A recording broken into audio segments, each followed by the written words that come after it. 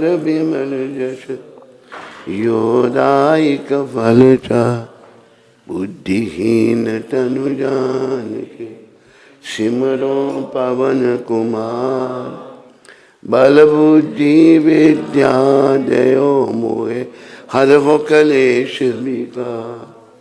जय हनुमान ज्ञान सागर जय कपि सिंह लोक उजागर। रामदूत अतुलित बल अंजनी पुत्र पवन सुत महावीर विक्रम वज्र कुमति निवार सुमति के कंचन वरण विराज शोभे कानन कुंडल कुंचित हाथ वज्र और ध्वजा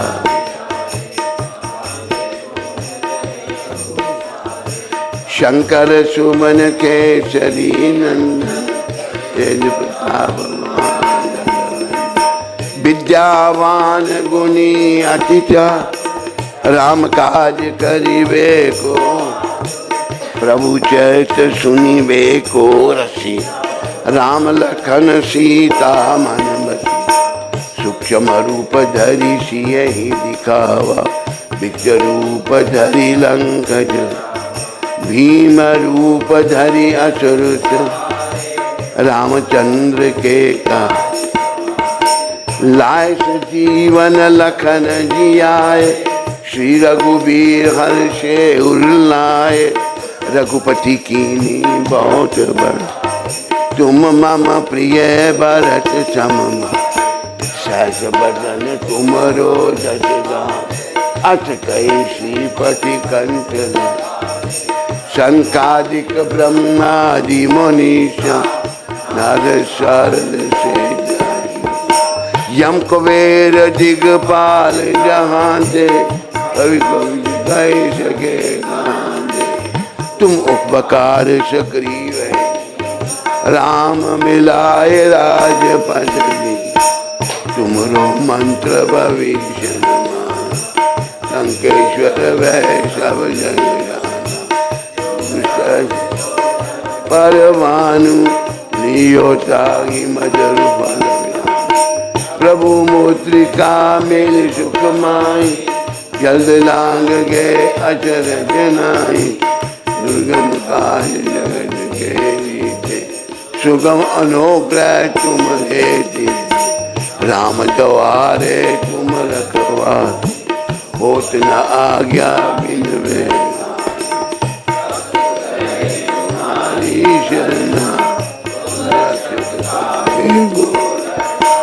आपन तेज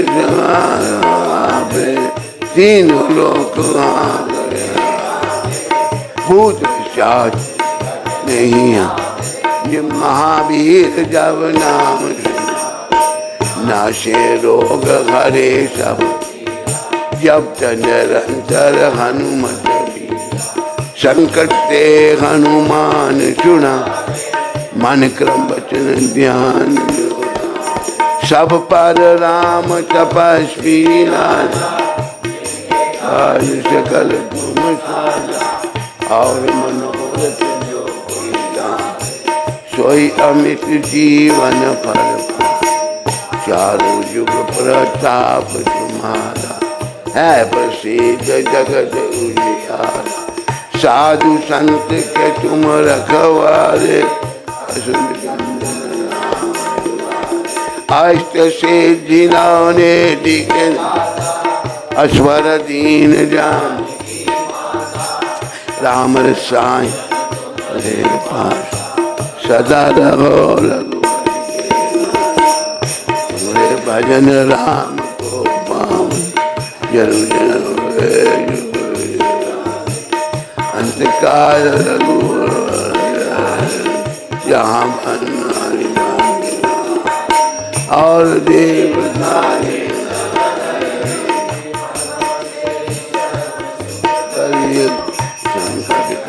मिटे सब पीना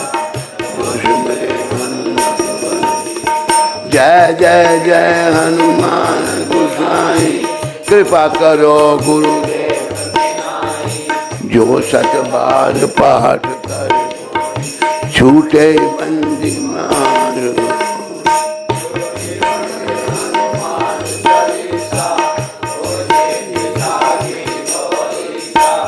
ओ सिद्ध हरि चेरा कीजे ना हृदय मम डेरा। पवन कल मूर्ति रूप राम लखन सीता सही हृदय बसो स्वरूप। सियावर रामचंद्र की राधा वर कृष्ण चंद्र की जय। पवन सुत हनुमान की जय। बोलो भाई प्रभुपाद की जय। बोलो भाई बाबा जी की जय। बोलो भाई सब संतन की।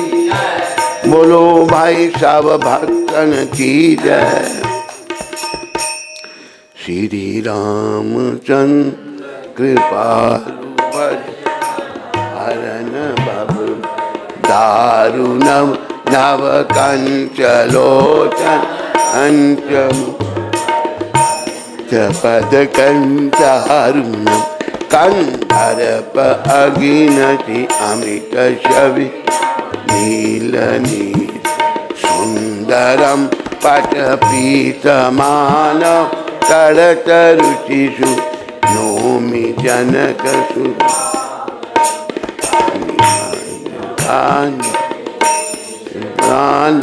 दैत्य वंश निकंदन रघुनंद आनंद कंद कौश चंद दशरथ नंद। सिर मुकुट कुंद तिलक चार भूषणम आजानुभुज संग्राम जित कर इति भजे तुलसीदास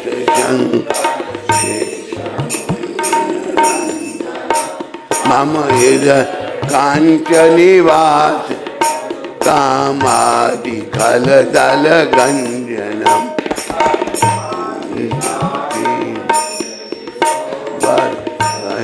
सुन सांबरो करुणा निदान सुजानसी स्नेह जानत एही भांति नारी सिया सहित भवानी पूजी पूजित मन मोह। जानी गौरी अनुकूल सिया ये हर्षु न जाए कहे। अमुंजल मंगल मूल नाम अंग फरक न लगे। बोलो सीताराम लक्ष्मण हनुमान की जय। कथा प्रारंभ होत गए सुनिए वीर हनुमान। राम लक्ष्मण जान की सदा करो कल्याण। सियावर रामचंद्र की राधा कृष्ण चंद्र पवन सुत हनुमान। बोलो भाई सब संतन की प्रभुपाद की जय। कथा प्रारंभ होत है सुनिए वीर हनुमान। राम लक्ष्मण जान की सदा करो कल्याण। आज 61 डे 61 दिन की कथा है। प्रसंग आप सबको ज्ञात होगा कि कई माता राम जी के लिए वनवास मांग रही हैं भरत जी के लिए। तो महाराज बहुत दुखी हैं। महाराज दशरथ बहुत दुखी हैं, रो रहे हैं, व्याकुल हैं। वो कहते हैं राज मैं प्रहलाद को दे देता हूँ, पर उसको तुम वन में क्यों भेज रही हो? मैंने में रहने वाला वन में कैसे रहेगा? जैसे कि मैंने कई बार आपको कहा इच्छा राम जी की ही थी, क्योंकि राम जी ने वन में जाकर राक्षसों को मारना था, वध करना था। सुमंत्र राजा के पास जाकर खड़े हो गए, उन्हें उनकी उस अवस्था का पता नहीं था, इसलिए वे अत्यंत संतोषदायक वचनों द्वारा उनकी स्तुति करने की उद्यत हुए। सूत सुमंत्र राजा के पास उस महल में पहले की ही भांति हाथ जोड़कर उन महाराज की स्तुति करने लगे। महाराज जैसे सूर्योदय होने पर तेजस्वी समुद्र स्वयं हर्ष की तरंगों से उल्लासित उसमें स्नानक इच्छा वाले मनुष्यों को आनंदित करता है, उसी प्रकार आप स्वयं प्रसन्न हो प्रसन्नतापूर्वक हृदय से हम सेवकों को आनंद प्रदान कीजिए। देव सारथी मातली ने इसी मेला में देवराज इंद्र की स्तुति की थी, जिससे उन्होंने समस्त दानवों पर विजय प्राप्त कर ली। उसी प्रकार मैं भी स्तुति वचनों द्वारा आपको जगा रहा हूं, जहां अंग सहित, जहां अड़ग सहित चारों वेद तथा समस्त विद्याएं जैसे स्वयंभू भगवान ब्रह्मा को जगाती हैं, उसी प्रकार आज मैं आपको जगा रहा हूं। जैसे चंद्रमा के साथ सूर्य समस्त भूतों की आधारभूता इस शुभ स्वरूपा पृथ्वी को जगाया करते हैं, उसी प्रकार आज मैं आपको जगा रहा हूं। महाराज उठिए और उत्सव कालिक मंगल कृत्य पूर्ण करके वस्त्राभूषणों से सुशोभित शरीर से सिंहासन पर विराजमान हुई। फिर मेरू पर्वत से ऊपर उठने वाले सूर्यदेव के समान आपकी शोभा होती रहे। कुकच कुल नंदन चंद्रमा सूर्य शिव कुबेर वरुण अग्नि और इंद्र आपको विजय प्रदान करें। राज सिंह भगवती रात्रि देवी विदा हो गई। आपने जिसके लिए आज्ञा दी थी, आपका वह सारा कार्य पूर्ण हो गया। इस बात को आप जान लें और इसके बाद जो अभिषेक का कार्य शेष है उसे पूर्ण करें। श्री राम के अभिषेक की सारी तैयारी हो चुकी है। नगर और जनपद के लोग तथा मुख्य व्यापारी भी हाथ जोड़े हुए उपस्थित हैं।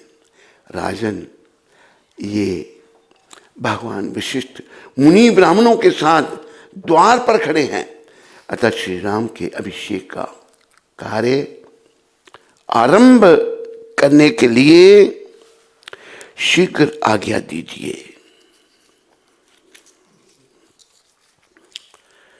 जैसे चरवाहों के बिना, पशु सेनापति के बिना, सेनापति के बिना, चंद्रमा के बिना रात्रि और सांड के बिना गौओं की शोभा नहीं होती,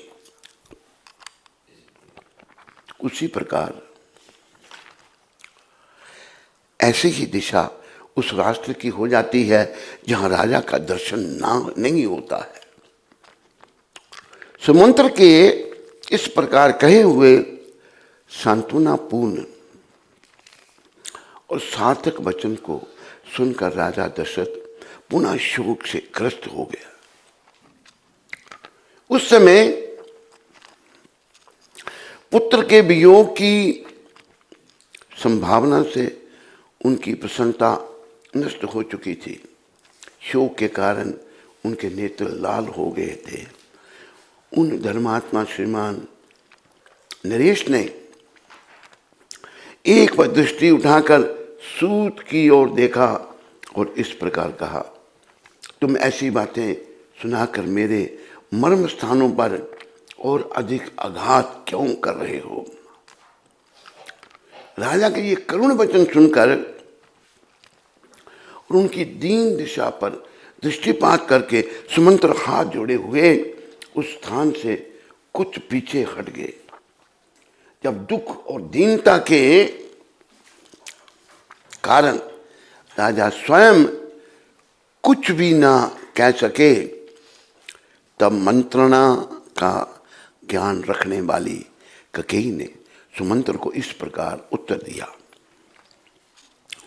सुमंत्र राजा रात भर श्री राम के राज्याभिषेक की जनित हर्ष के कारण उत्कंठित होकर जागते रहे हैं।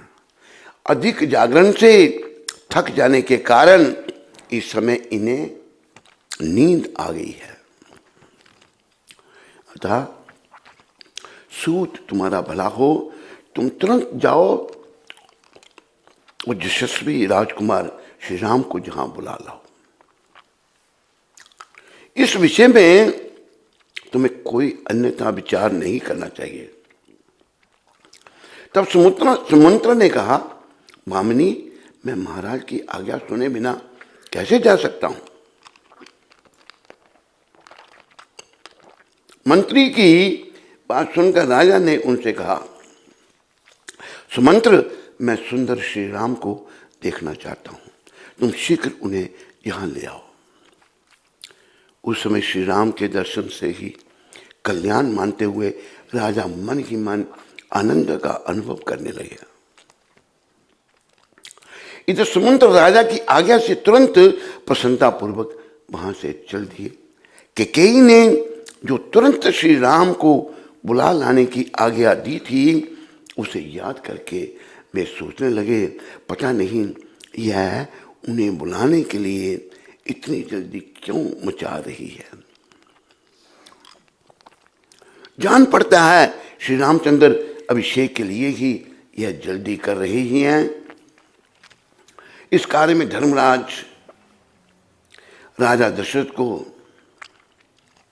अधिक आयास करना पड़ता है, शायद इसलिए ये बाहर नहीं निकलते। ऐसा निश्चय करके महातेजस्वी सूत सुमंत्र फिर बड़े हर्ष के साथ श्री राम के दर्शन की इच्छा से चल पड़े।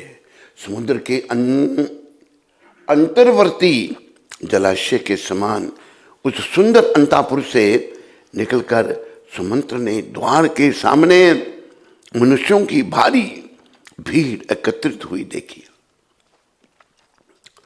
सुमंत्र ने द्वार पर एकत्रित हुए लोगों की और दृष्टिपात किया। उन्होंने देखा बहुसंख्यक पूर्ववासी वहां उपस्थित थे और अनेकानेक महाधनी पुरुष राजद्वार पर आकर खड़े थे।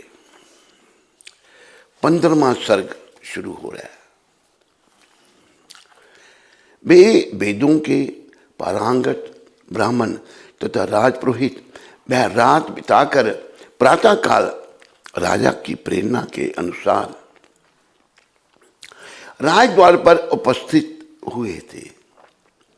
मंत्री, सेना के मुख्य अधिकारी और बड़े बड़े सेठ साहूकार श्री रामचंद्र जी के अभिषेक के लिए बड़ी प्रसन्नता के साथ वहां एकत्रित हुए थे। निर्मल सूर्योदय होने पर दिन में जब पुष्य नक्षत्र का योग आया तथा श्री राम के जन्म का कर्क लगन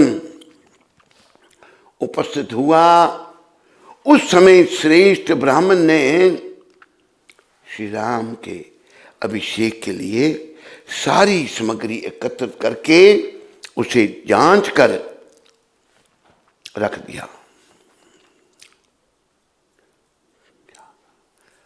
जल से भरे हुए सोने के कलश, भलीभांति सजाया हुआ भद्रपीठ, चमकीले व्याघ्र चर्म से अच्छी तरह आवृत रथ, गंगा यमुना के पवित्र संगम से लाया हुआ जल, ये सब वस्तुएं एकत्र कर ली गई थी। इनके सिवा जो अन्य नदियां पवित्र जलाशय, कूप और सरोवर हैं, तथा जो पूर्व की ओर बहने वाली सरोवर है, तथा जो पूर्व की ओर बहने वाली गोदावरी और कावेरी आदि नदियां हैं, ऊपर की और प्रभाव वाले जो ब्रह्मवर्त आदि सरोवर हैं,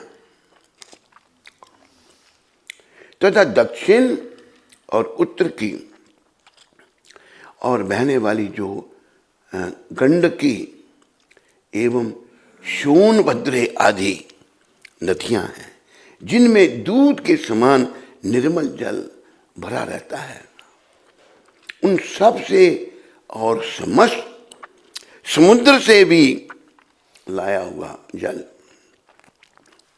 वहां संग्रह करके रखा गया था। इनके अतिरिक्त हुआ दही, घी, मधु, लावा, कुश, फूल, 8 सुंदर कन्याएं, मत मत गजराज और दूध वाले वृक्षों के पल्लवों से ढके हुए सोने चांदी के जलपूर्ण कलश भी वहां विराजमान थे।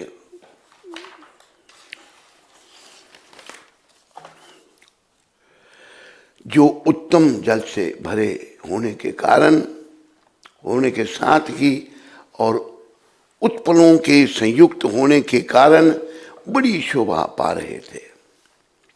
श्री राम के लिए चंद्रमा की किरणों के समान विकसित कांति से युक्त श्वेत पीत वर्ण का रतन जड़ित उत्तम चमर सुसज्जित रूप से रखा हुआ था। चंद्रमंडल के समान सुसज्जित श्वेत छत्र भी अभिषेक सामग्री के साथ भो शोभा पा रहा था, जो परम सुंदर और प्रकाश फैलाने वाला था। सुसज्जित शेष श्वेत वृषभ और श्वेत अश्व की भी खड़े थे। सब प्रकार के बाजे मौजूद थे। स्तुति पाठ करने वाले बंदी तथा अन्य मागध आदि भी उपस्थित थे। इक्ष्वाकु वंशी राजाओं के राज्य में जैसी अभिषेक सामग्री का संग्रह होना चाहिए, राजकुमार के अभिषेक की वैसी ही सामग्री साथ लेकर वे सब लोग महाराज दशरथ की आज्ञा के अनुसार वहां उनके दर्शन के लिए एकत्रित हुए थे। राजा को द्वार पर ना देखकर वे कहने लगे, कौन महाराज के पास जाकर हमारे आगमन की सूचना देगा? हम महाराज को यहाँ नहीं देखते हैं। सूरज उदय हो गया है और श्री राम के युवराज राज्य अभिषेक की सारी सामग्री जुट गई है। श्री राम जय राम जय जय राम, श्री राम जय राम जय जय राम, श्री राम जय राम जय जय राम,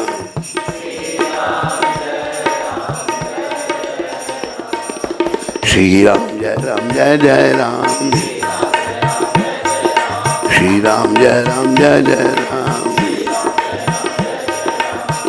भक्तों के रखवाले राम,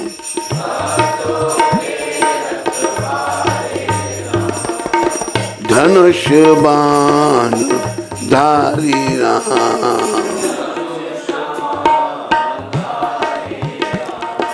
श्री राम जय राम जय जय राम। वे सब लोग जब इस प्रकार की बातें कर रहे थे, उसी समय राजा द्वारा सम्मानित सुमंत्र ने वहां खड़े हुए उन समस्त भूपतियों से यह बात कही, मैं महाराज की आज्ञा से श्री राम को बुलाने के लिए तुरंत जा रहा हूं। आप सब लोग महाराज के तथा विशेषता श्री रामचंद्र जी के पूजनीय हैं।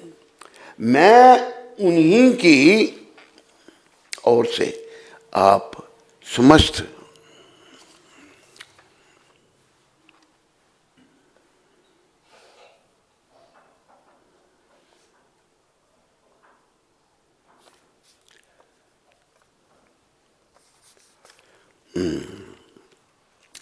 ऐसा क्या करो जगे हुए। अच्छा, जगे हुए होने पर श्री महाराज के बाहर न आने का कारण बताकर पुरातन वृत्तांतों को जानने वाले सुमंत्र पुनः अंतापुर के द्वार पर लौट आए। वह राजभवन सुमंत्र के लिए सदा खुला रहता था। उन्होंने भीतर प्रवेश किया और प्रवेश करके महाराज के वंश की स्तुति की। तदंतर वे राजा के शयनगृह के पास जाकर खड़े हो गए।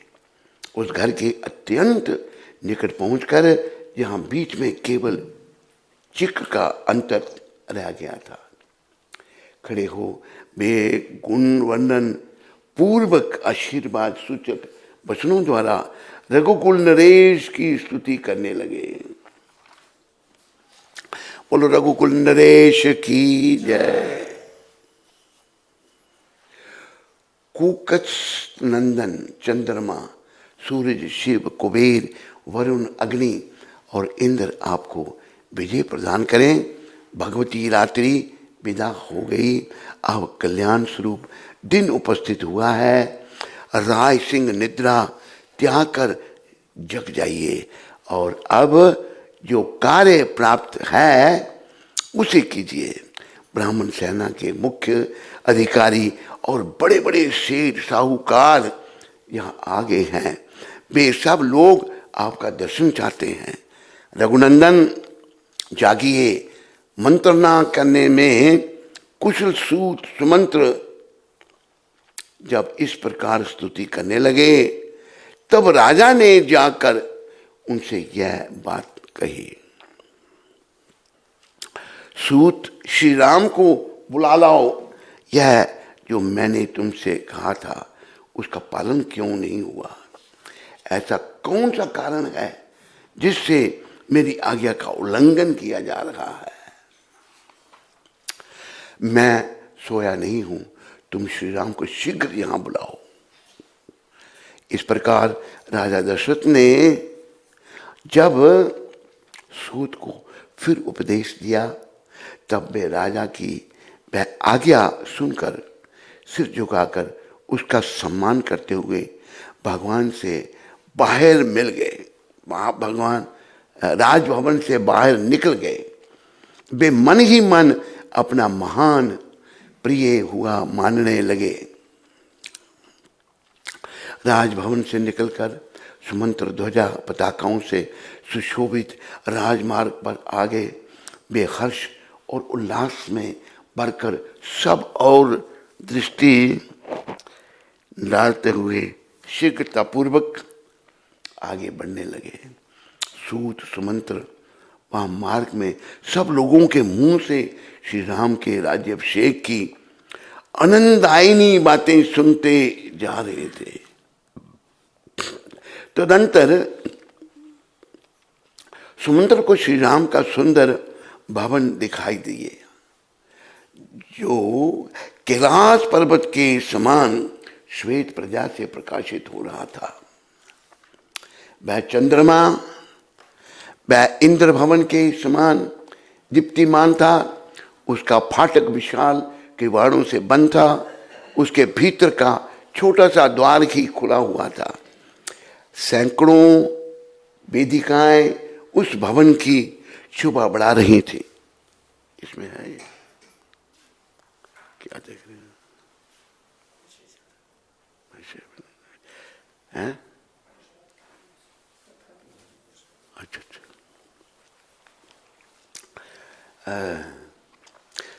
सैकड़ों वेदिकाएं उस भवन की शोभा बढ़ा रही थी। उसका मुख्य अग्रभाग सोने की देव प्रतिमाओं से अलंकृत था। उसके बाहर फाटक में मणि और मूंगे जड़े हुए थे। वह सारा भवन शरद ऋतु के बादलों की भांति श्वेत कांति से युक्त, दीप्यमान और मेरु पर्वत की कंदरा के समान शोभायमान था। स्वर्ण निर्मित पुष्पों की मालाओं के बीच बीच में पिरोई हुई बहुमूल्य मणियों से वह भवन रहा सजा हुआ था।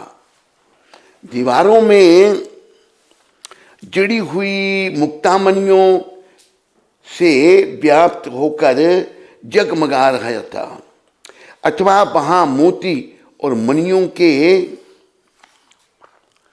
भंडार भरे हुए थे। चंदन और अगर की सुगंध उसकी शोभा बढ़ा रही थी। वह भवन मलयाचल के समीपवर्ती दरदूर नामक चंदगिरी के शिखर की भांति सब और मनोहर सुगंध बखेर रहा था। कलरव करते हुए सारस और मयूर आदि पक्षी उसी की शोभा वृद्धि कर रहे थे। सोने आदि की सुंदर ढंग से बनी हुई बेड़ियों की मूर्तियों से वह व्याप्त शिल्पियों ने उसकी दीवारों में बड़ी सुंदर नक्शी की थी। वह अपनी उत्कृष्ट शोभा से समस्त प्राणियों के मन और नेत्रों को आकृष्ट कर लेता था। चंद्रमा और सूर्य के समान तेजस्वी कुबेर भवन के समान अक्षय संपत्ति से पूर्ण तथा इंद्र धाम के समान भव्य एवं मनोहर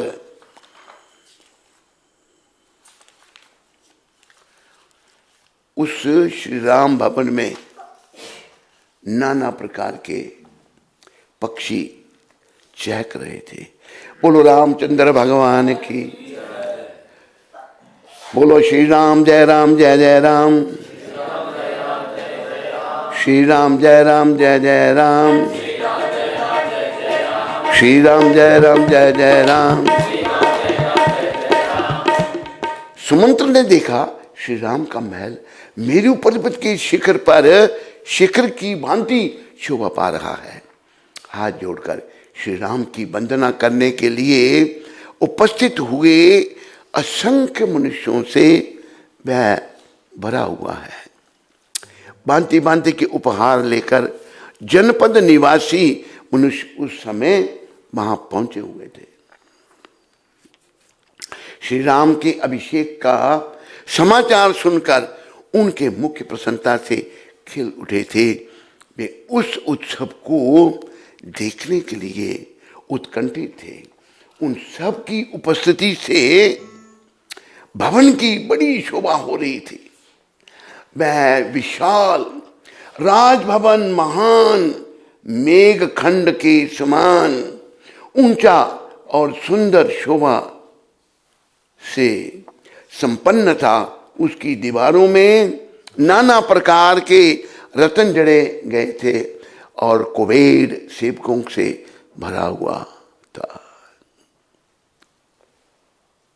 कुबड़े सेवकों से, कुबड़े नहीं, कुबड़े। सारथी सुमंत्र राजभवन की ओर जाने वाले बरूच लोहे के चद्दर या सोकचों के बने हुए आवरण से युक्त तथा अच्छे घोड़ों से जूते हुए रथ के द्वारा मनुष्यों की भीड़ से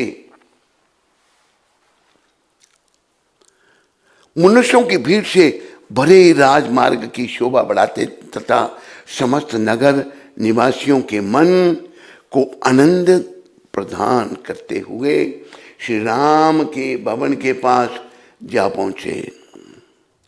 उत्तम वस्तु को प्राप्त करने के अधिकारी श्री राम का वह महान समृद्धिशाली विशाल भवन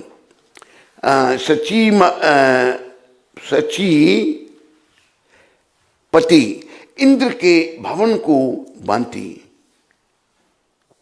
सुशोभित होता था। इधर उधर फैले हुए मृगों और मयूरों से उसकी शोभा और भी बढ़ गई थी। वहां पहुंचकर सारथी सुमंत्र के शरीर से अधिक हर्ष कारण रोमांच हो आया। वहां कैलाश और स्वर्ग के समान दिव्य शोभा से युक्त सुंदर सजी हुई अनेक ड्योढ़ियों को लांघकर श्री रामचंद्र जी की आज्ञा में चलने वाले बहुतेरे श्रेष्ठ मनुष्यों को बीच में छूटते हुए रथ सहित सुमंत्र अंतापुर के द्वार पर उपस्थित हुए। बोलो रामचंद्र भगवान की जय। बोलो सीताराम लक्ष्मण हनुमान की जय। बोलो राम कथा की जय। धन्यवाद सभी का। रात को कुछ बहुत ऐसे ही गड़बड़ रही नींद की, लेकिन मैंने कहा कथा जैसे तैसे भी पूरी बोल दें।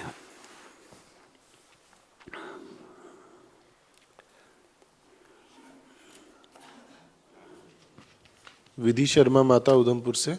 हरे कृष्ण गुरु महाराज जी, दंडवत प्रणाम एट योर लोटस फीट। महाराज जी, आपको बताना था कि आपके आशीर्वाद से मैं कोविड नेगेटिव हो गई हूँ और बिल्कुल ठीक हूँ। आपका बहुत धन्यवाद महाराज जी, आप हम पर इतने दयालु हैं।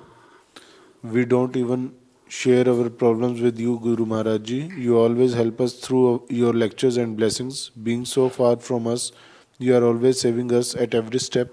Maharaji, I want to do bhakti seriously, but somewhere I am lacking. Please bless me so that I can progress in bhakti and always be detached from materialistic world and only be attached to your holy name. विधि माता, मेरी शुभकामनाएं तेरे साथ में है। तूने phone किया था उसको? मैंने कहा था ना तुम्हें, फोन कर लेता तो बिल्कुल ही भगवान के चरणों में बिक जाती वो।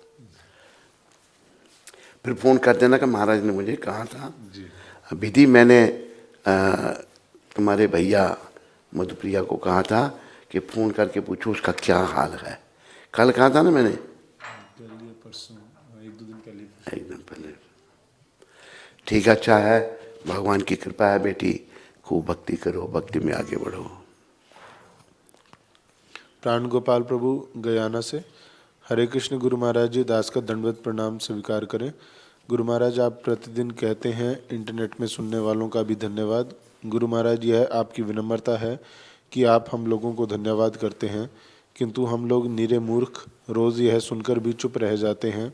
गुरु महाराज, आपका कोटि कोटि धन्यवाद जो आप ट्रैवलिंग करते हुए, अस्वस्थ रहते हुए, व्यस्त होते हुए और सारी रात जागरण करके और थकावट होते हुए भी हम लोगों के भले के लिए हमें अपने प्रवचन से पवित्र करते हैं।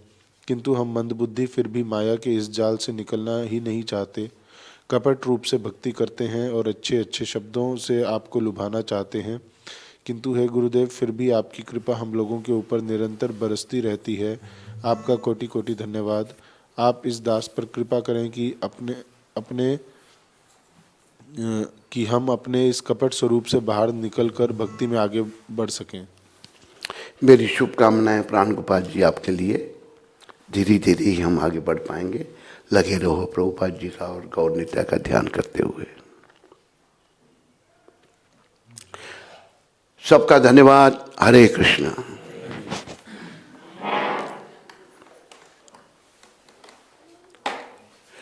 हरे कृष्णा हरे कृष्णा